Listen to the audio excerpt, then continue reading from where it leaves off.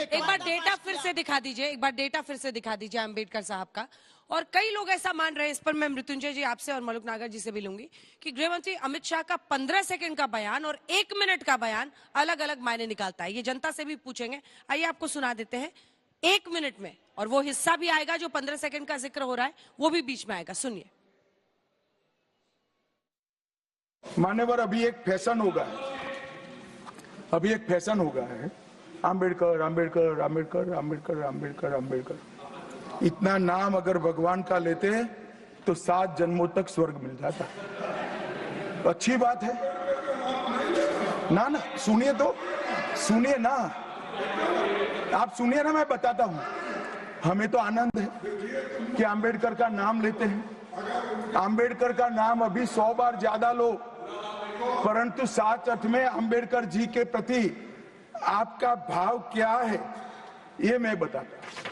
मान्यवर, आम्बेडकर जी को देश की पहली कैबिनेट से इस्तीफा क्यों दे दिया? आम्बेडकर जी ने कई बार कहा कि अनुसूचित जातियों और जनजातियों से हुए व्यवहार से मैं असंतुष्ट हूं। सरकार की विदेश नीति से मैं असहमत हूं और आर्टिकल 370 से मैं असहमत हूं। इसलिए वो छोड़ना चाहते थे। उनको आश्वासन दिया गया, आश्वासन पूरा नहीं हुआ। उन्होंने इग्नोरेंस के चलते इस्तीफा दे दिया। और एक श्री BC रॉय ने पत्र लिखा कि आम्बेडकर और राजा जी जैसे 2 महानुभाव मंत्रिमंडल छोड़ेंगे तो क्या होगा। तो नेहरू जी ने उनको जवाब में लिखा है, राजा जी के जाने से तो थोड़ा बहुत नुकसान होगा, आम्बेडकर के जाने से मंत्रिमंडल कमजोर नहीं होता है। मृत्युंजय तिवारी जी, जैसे ही 15 सेकंड से 1 मिनट की पूरी बात सुनी जाती है, क्या उसके मायने नहीं बदल जाते हैं? इसमें क्या मायने बदल गए? आदरणीय अमित शाह जी ने स्पष्ट रूप से कहा कि अंबेडकर अंबेडकर अंबेडकर, इतने बार भगवान का नाम लोगे तो स्वर्ग में मिलेगा। इसमें मायने कहां बदल रहा है? ये सीधे तौर पर बाबा साहेब भीमराव अंबेडकर जी का अपमान नहीं तो क्या है ये? और इसका अपमान, अंबेडकर साहब का अपमान नहीं सहेगा हिंदुस्तान। ये भाजपाई जो ज्ञान दे रहे हैं संविधान पर, जिन्होंने संविधान को रौंदा है, वो ज्ञान दे रहे हैं। जो दिल की बात थी वो जुआ पर आ गई, और पूरा देश जो बाबा साहेब अंबेडकर के साथ खड़ा है वो कभी माफ नहीं कर सकता है। इसलिए अंजना जी, इसका अर्थ इधर और उधर करने से काम नहीं चलेगा कि 11 सेकंड का है। अरे 11 सेकंड में आप अगर 11 बूंद किसी को जहर पिला देंगे तो आप कहेंगे 11 बूंद हमने पिलाई है जहर।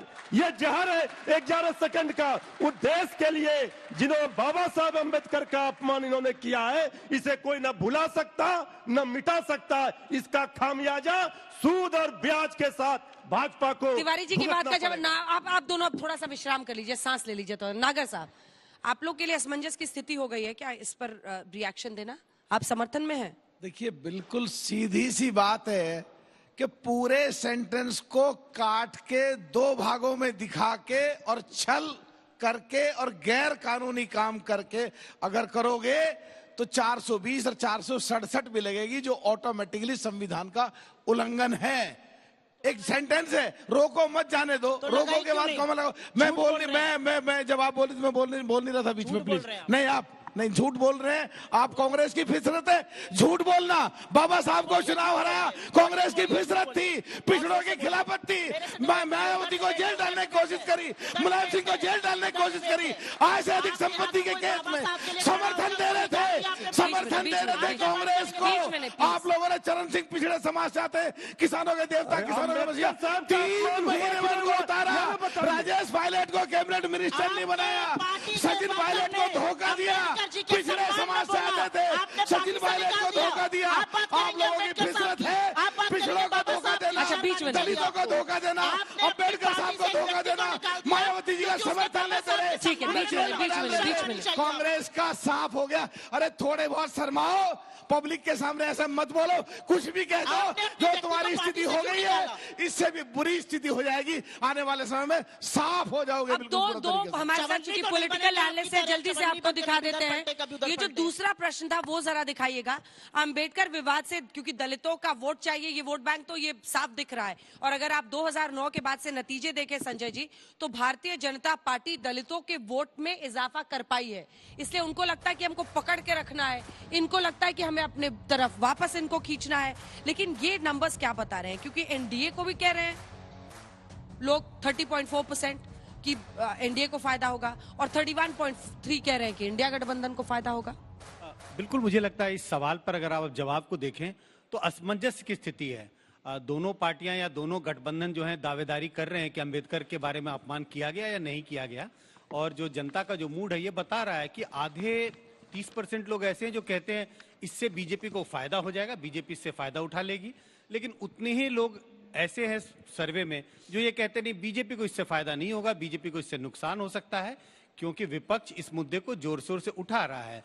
अगर आप 2014 से 24 तक के आंकड़ों को देखें, दलित वोट किधर गया है, बहुत साफ आपको दिखाई पड़ेगा कि दलित वोट का जो डायरेक्शन है वो बीजेपी की तरफ बढ़ा है, लगभग दुगना हो गया अगर आप 14 से 24 की बात करें तो। मेरे पास 2004 से डेटा है, मैं जल्दी से बता देती हूँ, आप एनालाइज कर लीजिएगा। 2004 में जहां कांग्रेस पार्टी को 26% मिला था, तो बीजेपी को सिर्फ 13% था, 13%।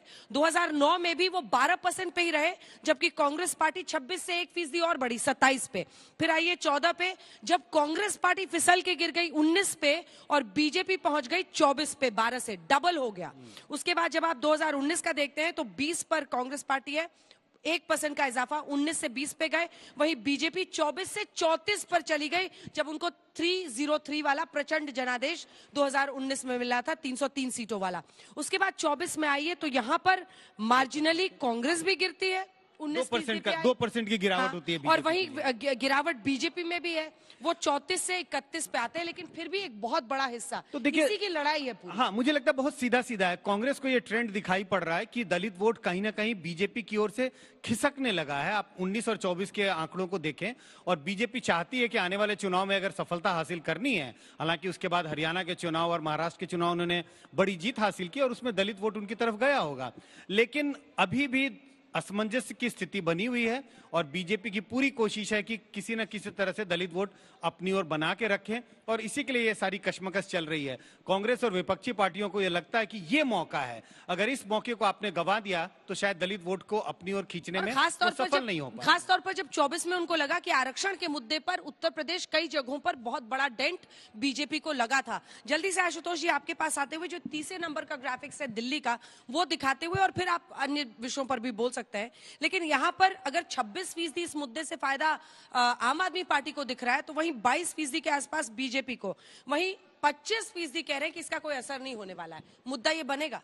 देखिए, अगर ये आंकड़े हैं आम आदमी पार्टी को 26.5% मिल रहा है, तो ये निश्चित तौर पर आम आदमी पार्टी के लिए चिंता का सबब होना चाहिए, क्योंकि दिल्ली के विधानसभा के चुनाव में उनको 53% वोट मिलता है, 53-54% वोट मिलता है। अगर उसको 26% की बात आ रही तो काफी कम उस लिहाज से, और बीजेपी नेक टू नेक है 22% के आसपास।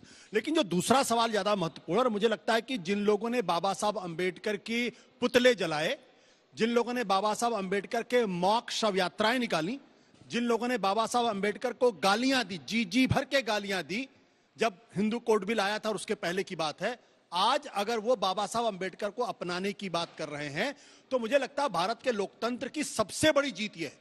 भारत के संविधान की इससे बड़ी जीत नहीं हो सकती है। और सबसे बड़ी बात क्या है, अगर आप बाबा साहब अंबेडकर को मानते हैं, उनका सम्मान करते हैं, तो उस संविधान का सम्मान करना सीखना पड़ेगा। लेकिन अगर आप 29 नवंबर 1949 से 2015 तक अगर आप देखें, आरएसएस ने लगातार यह कहा है कि भारत का संविधान उनको मंजूर नहीं है। यहां तक कि 2000 में जबकि सुदर्शन प्रमुख बनते हैं, प्रमुख हुए, तब वो कहते हैं, जब उनसे सवाल पूछा गया कि आपको भारत का संविधान मंजूर है, बोले नहीं मंजूर है।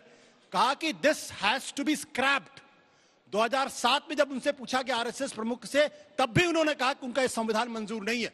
2015 में भागवत से पूछा गया, भागवत ने कहा कि हमें संविधान का रिव्यू होना चाहिए।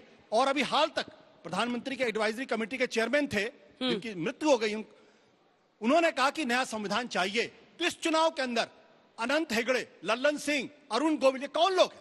ये सब भारतीय जनता पार्टी के नेता थे। सबने कहा कि ये संविधान हम बदल देंगे अगर 400 सीटें आई। मैं जवाब देता आप आज मजबूर हैं उस संविधान को नमन करने के लिए, ठीक है, बाबा साहब अंबेडकर को अपनाने के लिए। ये भारत के लोकतंत्र की जीत है और अब दुनिया की कोई ताकत, वही आरएसएस अगर चाहे तो संविधान को बदलना तो नहीं बदल सकती। 2024 ने क्या आपको डरा दिया है? क्योंकि आपने भी देखा कि आरक्षण के मुद्दे पर आप ही के नेताओं के बयान ने आपको मजबूरी वाली स्थिति में ला दिया है उत्तर प्रदेश में। देखिए, जवाब दीजिए, इसी वजह से आप लोग इतने अग्रेसिव हुए हैं। देखिए अंजना जी, हमारे एग्रेसिव होने का कारण तो सिर्फ ये है कि देश की जनता को भ्रमित नहीं किया जाना चाहिए। अभी आशुतोष जी जो बात कह रहे हैं ना कि अंबेडकर जी का सम्मान तो वो करेंगे जो संविधान का सम्मान करते हैं।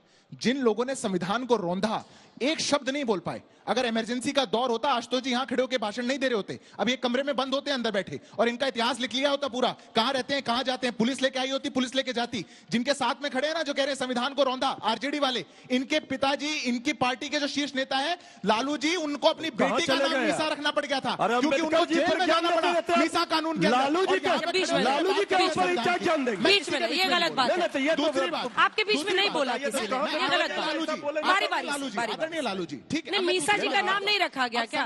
रखा गया था। ठीक है, तो वही बता रहे। खतरनाक स्थिति इन भाजपाइयों ने कर दिया है। इसके बाद लड़ाई यहाँ है। संविधान के सम्मान की बात देखते, ज्यादा पुरानी बात नहीं करते। दो अंकल हैं फॉरेन में, एक है जॉर्ज सोरोस, एक है सैम पित्रोदा। ये वाले भी बहुत प्रिय हैं। इनने क्या ट्वीट किया 2024 के अंदर?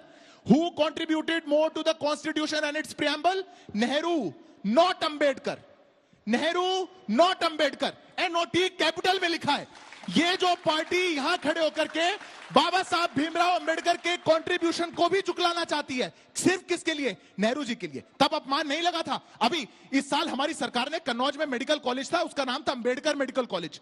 इनकी इंडी गठबंधन की सरकार है, उसका नाम बदल करके कन्नौज मेडिकल कॉलेज कर दिया। हमारी सरकार ने वापस उसको अंबेडकर मेडिकल कॉलेज किया। तब आपको अपमान नहीं लगा था? आजम खान खड़े होकर के कहा करते थे, ये जो बाबा साहब की तस्वीर है जिसमें वो हाथ को ऐसे लेकर के खड़े हैं, ये एक तो प्लॉट को कब्जाना चाहते हैं जिसपे खुद खड़े हैं, और एक उंगली उस तरफ है जिस प्लॉट को देख रहे हैं। ये अपमान नहीं लगा आपको? ऐसे नेताओं के साथ खड़े होकर के राजनीति आप करते रहे और फिर हमको एक छोटा सा रिस्पॉन्स हो देना चाहिए। अंतिम बात बोलूंगा, अभी आशुतोष जी बहुत कुछ कह रहे थे। भारतीय जनता पार्टी के नरेंद्र मोदी लगे इस देश को अंबेडकर जी के बाद दलित लॉ मिनिस्टर देने के लिए। हम लोग लगे इस बाबा साहब भीमराव अंबेडकर के चैत्य स्थान, जन्म स्थान, उनके दिल्ली वाले आवास, उनके लंदन के आवास पर मॉन्यूमेंट बनाने के लिए, स्मारक स्थल बनाने के लिए एक नरेंद्र मोदी लगा। कोई सरकारें नहीं बना पाई। ये केवल राजनीति करते रहे। ये लोग अपनी सत्ता की रोटी सेकना चाहते हैं, उसके अलावा कुछ भी नहीं। तुम सही हो भाई, हम देख रहे हैं तुम दोनों तरफ ताली बजा रहे हो और तही ताकत के साथ बजा रहे हो। अच्छी बात है। जल्दी आशुतोष जी का, अगर इमरजेंसी की हिम्मत नहीं कर पाया बोलने की। मेरा छोटा सा सवाल यह है कि क्या कोई व्यक्ति अगर यह कहेगा कि भारत का संविधान स्क्रैप किया जाना चाहिए, क्या उसको भारतीय जनता पार्टी के लोग कंडेम करेंगे? कंडेम नहीं करेंगे। छोटा सा सवाल है। और ये आरएसएस के प्रमुख ने कहा था और लगातार 2015 तक रिव्यू करने की बातचीत कर रहे थे। तो जो आदमी, जो संस्था जिसके प्रमुख संविधान को स्क्रैप करने की बात करते हैं, सिर्फ एक लाइन का जवाब, क्योंकि मुझे एक लाइन का जवाब ये है, भारत के प्रधानमंत्री और भारतीय जनता पार्टी के नेता संविधान को अपने माथे से लगाते हैं, उसका स्वप्न देखते हैं, उसको पूरा करने का संकल्प लेते हैं और तब जनता के बीच में जाते हैं। ये आशुतोष जी को नहीं दिखेगा क्योंकि चश्मा दूसरा है। ये जो चश्मा है ना, ये चश्मा आईने को साफ करिए। निंदा करेंगे सुदर्शन जी को, चश्मे को साफ करिए। आप आईने को साफ मत करिए, चश्मे को साफ करिए। इसमें धूल लगी हुई है। संविधान को स्क्रैप करना आज चाहिए। संघ के प्रमुख कह रहे हैं कि देश का संविधान, देश का तिरंगा ये हमारा है और इसके आधार पर हमको चलना है। आशुतोष जी को कहां दिखेगा? चश्मे में बहुत भारी धूल है। उतार करके पूछिए। एक बार माफी मांग लीजिए अंबेडकर जी के अपमान के लिए, माफ कर दिया जाए। बिटिया का नाम मीसा है भाई। माफी मांग लीजिए। बिटिया का नाम मीसा है। ज्ञान दीजिएगा। उस पार्टी से आप जिनकी बिटिया का नाम मीसा है, फंसे हुए हैं आप चक्कर में। सुप्रिया जी, उनके साथ जिनने जेल डाला था। मृत्युंजय जी, सुप्रिया जी, देखिए अंजना जी, एक हम पूर्वांचल से आते हैं, वहां पर कहा जाता है हाथ कंगन को आरसी किया और पढ़े लिखे को फारसी किया। ट्विटर बतिया रहे थे। ये एक तस्वीर है, ये पार्लियामेंट की प्रोसीडिंग्स थी। पार्लियामेंट के परिसर में विपक्ष के लोग बाबा साहब की ये वाला पोस्टर लेकर प्रदर्शन कर रहे थे। बाबा साहब का ये पोस्टर लेकर संपूर्ण विपक्ष प्रदर्शन कर रहा था। ये तस्वीर थी। बीजेपी की आईटी सेल ने बीजेपी के ऑफिशियल ट्विटर हैंडल ने, उनके फेसबुक ने, उनके इंस्टाग्राम में रात को 10:45 पर उसी दिन इस तस्वीर में बाबा साहब को हटाकर जॉर्ज सोरोस को लगा दिया, अपने नाना को। काहे लगा दिए भाई? बाबा साहब को हटाकर आप उस ऐसे व्यक्ति को लगा रहे हैं जिसको आप देश विरोधी बताते हैं। बाबा साहब को हटाना, बाबा साहब को रिप्लेस करना आपके लिए इतना आसान है, और इसी आसानी से आप उनके संविधान को भी रिप्लेस करना चाहते हैं। मैं दो बातें यहां पर कहना चाहती हूं। बोलते बोलते कई बार ऐसी बात मुंह से निकल जाती है जिसका क्षोभ होता है। अमित शाह जी को विनम्रता दिखाकर यह मान लेना चाहिए गलती हो गई, देश के सामने आए, कहे मैं खेद व्यक्त करता हूं, मैं पद से क्या, मैं राजनीति छोड़ दूंगा, मैं माफी तो मांगे। अमित शाह जी को कौन डिफेंड कर रहा है, आप ये सुन लीजिए, उसी में दूध का दूध और पानी का पानी हो जाएगा। अमित शाह को डिफेंड करने में अग्रिम पंक्ति में 3 लोग हैं। एक है निशिकांत दुबे, फर्जी डिग्री के मामले में फंसे थे, अपनी साथी सांसद को वैशाली की नगर वधु बुलाते हैं। मुझे बताने की जरूरत नहीं है वैशाली की नगर वधु का क्या मतलब होता है। दूसरे उनको डिफेंड करने में सबसे आगे जुटे हुए हैं अनुराग गोली मारो ठाकुर, मंच से कहते थे गोली मारो फलाने को। गलत कह रही हूं, सही कह रही हूं, आप बताइएगा। तीसरा उनको डिफेंड करने में आपके शो पर बहुत आते हैं, आपके चैनल पे बहुत आते हैं, सॉरी, मनोज तिवारी जी। ऐसे भद्दे भद्दे गाने महिलाओं के लिए लिखे हैं, बियर पी के नाचे बेबी चमक चमक चम, और फटाफट खोल के दिखावा कि हम वो बोल नहीं सकते हैं।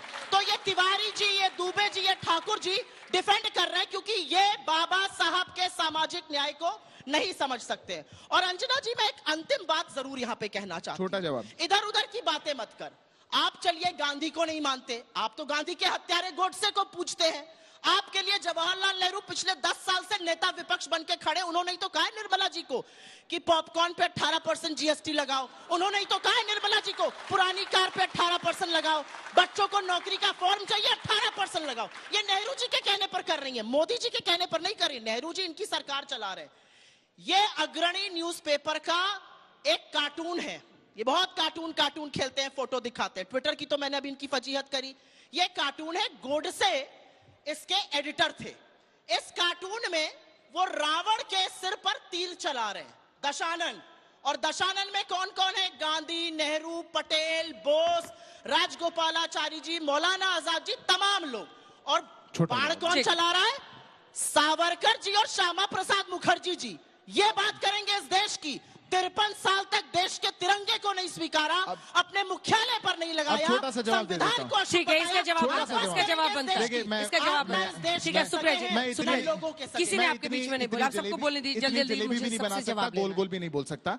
बात थी गंभीरता की, बात थी सैम पित्रोदा की ट्वीट की, बात थी भारत रत्न की, बात थी उनके जन्म स्थान पर मेमोरियल बनाने की। एक का जवाब आया, एक का जवाब, कोई जवाब नहीं। अब इनने कार्टून दिखाया तो कार्टून वाली पार्टी को एक कार्टून तो दिखाना पड़ेगा, कैसे नहीं छोड़ेंगे। ये कार्टून है, ये बाबा साहब भीमराव अंबेडकर जी का एनसीईआरटी की किताब में, एनसीईआरटी की किताब में बच्चों को पढ़ाए जाने वाला यूपीए के दौर का कार्टून है, जिसको खड़े होकर के कपिल सिब्बल, तब के शिक्षा मंत्री को खड़े होकर के कहना पड़ा था सदन के अंदर, हम माफी मांगते हैं, ये विषय हमारे संज्ञान में आ गया है। कौन ऐड करवा रहा था? बाबा साहब को कोड़े मारे जा रहे हैं, कोड़े मारने वाला कार्टून देश के बच्चों को पढ़ाया जा रहा था, और कार्टून खेल रही है यहाँ पर। ये कार्टून चले ठीक है, मृत्युंजय तिवारी जी अब कंक्लूडिंग रिमार्क। अब रुक जाए मृत्युंजय जी, जल्दी से मोर्चा संभालिए, जल्दी से। दो लाइन का कमेंट, दो लाइन का कमेंट। देखिए जवाब नहीं है, क्या करिए। देखिए बीजेपी, उनकी पत्नी ऐसी, अरे सुनिए ना भाई, किसी की पत्नी, किसी का गाना, किसी का कुछ और। बस देखिए बीजेपी वाले अब बाबा साहेब भीमराव अंबेडकर जी का नाम ले रहे हैं। हाँ। यही हम लोगों की जीत है। मलुक जी जल्दी से। मलुक जी देखिए बिल्कुल सही बात है, कांग्रेस ने खुद माना, राहुल गांधी जी ने खुद कहा, जब प्रधानमंत्री थी उनके दादी, उनके पिताजी और उनके मनमोहन सिंह जी, वो प्रधानमंत्री कार्यालय में जाते थे तो पिछड़ों को और दलितों को उतना हक नहीं मिला जितना मिलना चाहिए। तो आज कम से कम मजबूर हो गई है कांग्रेस, जिन्होंने उनको चुनाव हरवाया, जिन्होंने उनको इस्तीफा दिलवाया, कि आज बाबा साहब के लिए चीख चीख करके कह रहे हैं ये जीत है दलितों की, पिछड़ों की, पूरे देश के लोगों की। आज अरे आप भाजपा, आशुतोष जी अब रुक जाए, आशुतोष जी जब आप हिंदू कोड बिल पर उस वक्त संघ के विरोध की चर्चा करते हैं, इमरजेंसी का नाम आपके मुंह पर नहीं आता, ये प्रश्न था, आपने इस पर जवाब नहीं दिया था। नहीं, मुझे लगता है इमरजेंसी की बिल्कुल निंदा करनी चाहिए। उसमें कौन सी नई बात इमरजेंसी आप बोलते नहीं हैं उस पर। मैं तो एक बात सवाल कर रहा हूं, एक उदाहरण बता दीजिए। फिर नहीं बोले आप इमरजेंसी पर। जवाब की बात बोलते आप सवाल नहीं कर रहे हैं। आप मुझे बोलने नहीं दे रही, अब emergency आप में मुझे नहीं बोलने नहीं दे रही। मैं एक उदाहरण चाहता मुंह में हूं, हाथ डाल दिया, फिर भी जवाब नहीं आ रहा। जब बीजेपी के अलावा किसी दूसरी पार्टी के लोगों ने संविधान को स्क्रैप करने की बात। संजय अरे जी, कमाल। संजय एक कोई उदाहरण दे दे मुझे। संजय जी, सा? कंक्लूडिंग रिमार्क, ये विषय एक पॉलिटिकल एनालिस्ट, एक सेफोलॉजिस्ट के तौर पर आप कैसे देखते देखिए, मुझे लगता है कुछ ना कुछ इस जिस स्टेटमेंट की चर्चा हो रही है, कहीं ना कहीं बीजेपी इस पर निश्चित रूप से बैकफुट पर है। विपक्ष ये चाह रहा है और खासकर कांग्रेस ये चाह रही है कि इस मूवमेंट को कैपिटलाइज किया जाए। अब आने वाला समय बताएगा कौन इसका फायदा उठा पाएगा, क्योंकि मुझे लगता है दोनों तरफ से राजनीति, शुद्ध राजनीति हो रही है। और अगर हम ये कहें दलितों के उत्थान की बात की जा रही है, तो मुझे लगता है कि इसमें थोड़ा दिल्ली कम में तो दिखाई पता नहीं पड़ता है। कितना असर होगा, लगभग 17 से 18% वोट है, लेकिन बिहार में बड़े पैमाने पर इसका असर अगर होता है या नहीं होता है, दोनों पर नजर आएगी।